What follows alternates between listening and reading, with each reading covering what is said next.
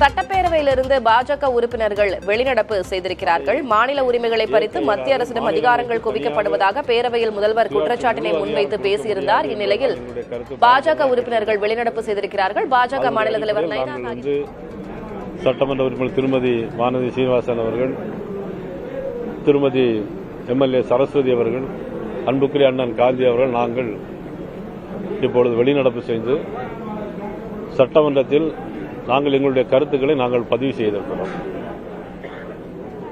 தொடர்ந்து மாநில அரசுடைய உரிமைகள் எல்லாம் மதிக்கப்படுகிறது. அதை மீட்டெடுப்பதற்காக தான் இந்தியாவின் எல்லா மாநிலத்துக்கும் சேர்த்து இது போன்ற ஒரு தீர்மானத்தை நாங்கள் கொண்டு வந்திருக்கிறோம் அப்படின்னு சொல்லி முதலமைச்சர் சொல்றாங்க.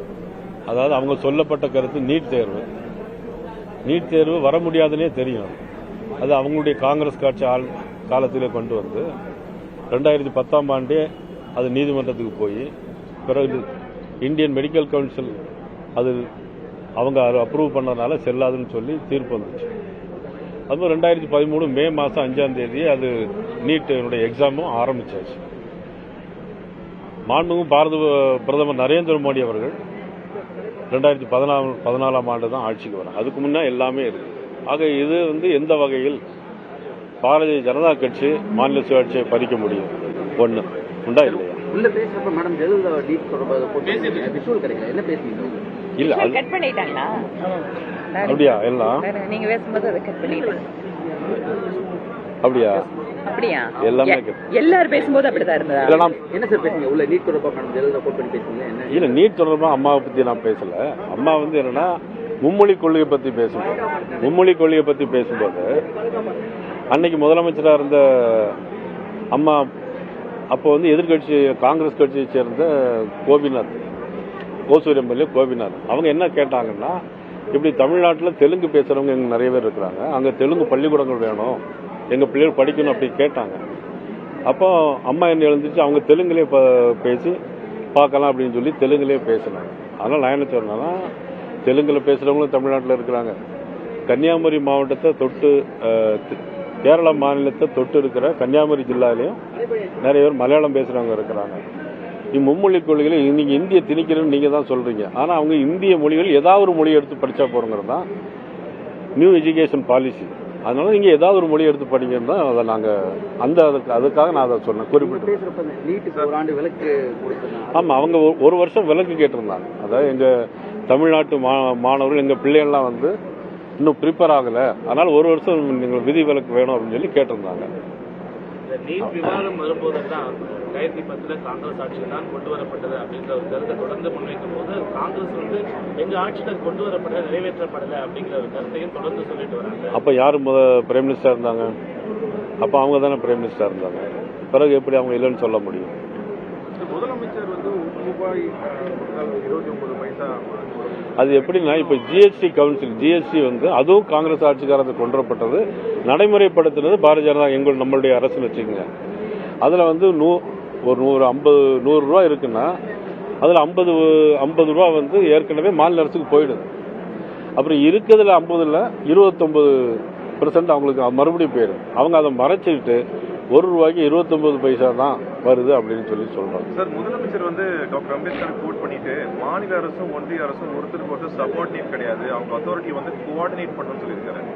இன்னைக்கு பேசுறது இல்ல, அதாவது என்னன்னா, இவங்க மாநிலங்களை பிரிக்கணும் அப்படிங்கிற பிரிவினைவாதத்துக்கு தான் இவங்க தோன்றாங்களே தவிர, நீங்க இந்திய அரசு ஒற்றுமையா இருக்கணும், இந்திய நாடு வல்லரசு நாடாங்கிற எண்ணம் இவங்களுக்கு இல்லை. இப்பொழுது முதலமைச்சர் என்ன பண்ண நினைக்கிறாங்கன்னா, தனி தமிழ்நாடு வேணும், தனி கொடி வேணும் அப்படின்னு ஏற்கனவே முன்னாடி ஒரு முன்மொழிஞ்சதை இப்ப அவங்க நினைக்கிறாங்க. இது நாடு வல்லரசா நாடு மாறணும்னா எல்லா மாநிலங்களும் ஒன்னா தான் இருக்கும். இப்போ டாக்டர் அம்பேத்கர் அவர்கள் என்ன சொன்னாங்கன்னா, எல்லா மாநிலங்களும் ஒன்னா இருக்கணும், அப்பதான் ஒரு நாடு வளர்ச்சி அடைய முடியும் அப்படின்னு சொன்னாங்க. இந்திய நாடு பல மாநிலங்களாக பிரிக்கப்பட்டதுக்கு காரணமே என்னன்னா, ஒரு நிர்வாக வசதி சீராக இருக்கணுங்கிறதுக்காக தான் அவங்க அதை கொண்டு வந்தாங்க. பட் இவங்க இன்னைக்கு ஆளுங்கட்சியா இருக்கிறதுனால, அதுவும் மட்டுமல்ல, இப்பொழுது இன்னும் ஓராண்டு தான் தேர்தலுக்கு இருக்கு. ஆக தேர்தலை முன்னிறுத்தி ஏதாவது ஒரு தீர்மானம் ஏதாவது கொண்டு வரணும்னு அவங்க நினைச்சிட்டு இருக்கிறாங்க. அது உண்மையிலேயே மக்களுக்கு விரோதமானது, இந்த தேசத்திற்கு விரோதமானது, வருங்கால நாட்டிற்கு நமக்கு அது மிக விரோதமான ஒரு செயல். அதனாலதான் மக்கள் இதை சிந்தித்து சீர்தூக்கி பார்த்து வரக்கூடிய தேர்தலில் அவங்க நிச்சயமா தேசிய ஜனநாயக கூட்டணி வாக்களிக்க வேண்டும் என்று இந்த நேரத்தில் நான் கேட்டுக்கொள்வதோடு, பெண்களை பற்றி மிக மிக அவதூறாக பேசிட்டு இருக்கிறாங்க அமைச்சர் பொன்முடி அவர்கள். இதை யாரும் பெரிதாக மீடியாக்களில் யாரும் காட்டுறதாக எனக்கு தெரியல. ஆனால் மற்ற விஷயங்கள் எதாக இருந்தாலும் அடிக்கடி திருப்பி போடுறீங்க, பிரேக்கிங் நியூஸ்ன்னு. பட் இதையும் கொஞ்சம் அடிக்கடி நீங்கள் எல்லாம் போட்டிங்கன்னா, நம்ம எல்லாருக்கும் தாய் ஒரு பெண், நம்ம எல்லாருக்கும் இப்போ எல்லாருக்கும் அவங்க வீட்டில் ஒரு மகன் இருக்காருன்னா அவங்க பெண்ணாக இருப்பாங்க. அதெல்லாம் சிந்திச்சு பார்த்து இப்படிப்பட்ட ஒரு சூழ்நிலையில் இப்படிப்பட்ட ஒரு அமைச்சர் இதை பேசியிருக்காரு அப்படிங்கிற உணர்வுல நீங்களும் இருக்கணும், பொதுமக்களும் சிந்திக்கணும்னு இந்த நேரத்தில் நான் கேட்டுக்கொள்கிறேன். இதுல வந்து எங்களுடைய திருமதி வானதி சீனிவாசன் அவர்கள் நாங்கள் எல்லாரும் சேர்ந்து ஒரு கவன ஈர்ப்பு தீர்மானம் கொடுத்துருக்கோம். இன்னைக்கு தான் கொடுத்துருக்கோம். அதையாவது எடுத்து அவங்க பண்றாங்களான்னு. இன்னொரு விஷயம், அமைச்சர் பதவி நீக்கணும்னு சொல்லி நாங்கள் கொடுத்துருக்கோம். யாரெல்லாம் பெண்களை பத்தி கேவலமா பேசுறாங்களோ அவங்க எல்லாருமே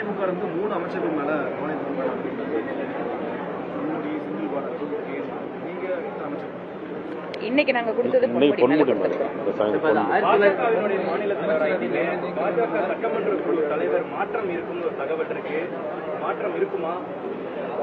மாற்றம் இருந்தா சந்தோஷம். ஒரே ஆளே எல்லா பதவியும் வச்சுக்கிட்டு இருந்தா என்ன அர்த்தம் இருக்கு?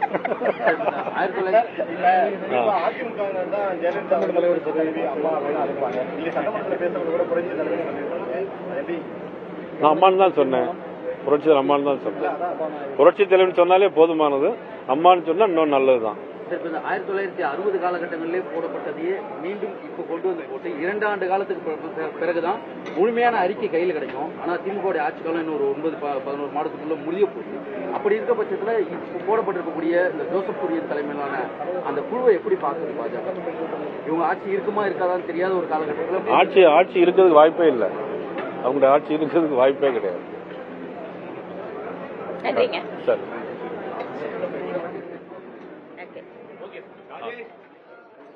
மாநில சுயாட்சி தொடர்பான முதலமைச்சரின் அறிவிப்புக்கு எதிர்ப்பு தெரிவித்து பாஜக உறுப்பினர்கள் வெளிநடப்பு செய்திருக்கிறார்கள். சட்டப்பேரவையிலிருந்து பாஜக மாநில தலைவர் நயினார் நாகேந்திரன் இதனைத் தொடர்ந்து செய்தியாளர்களை சந்தித்து பேசியிருக்கிறார். குறிப்பாக மும்மொழி கொள்கை குறித்தும் முதல்வர் இன்றைக்கு பேரவையில் மத்திய அரசு மீது வைத்த பல்வேறு குற்றச்சாட்டுகள் குறித்தும் அவர் விளக்கம் அளித்து பேசினார். பிரிவினைவாதத்தை தூண்டுகிறது திமுக என்று அவர் விமர்சனம் செய்திருக்கிறார். விவரங்களை பின்னர் செய்தி வடிவில் பார்க்கலாம்.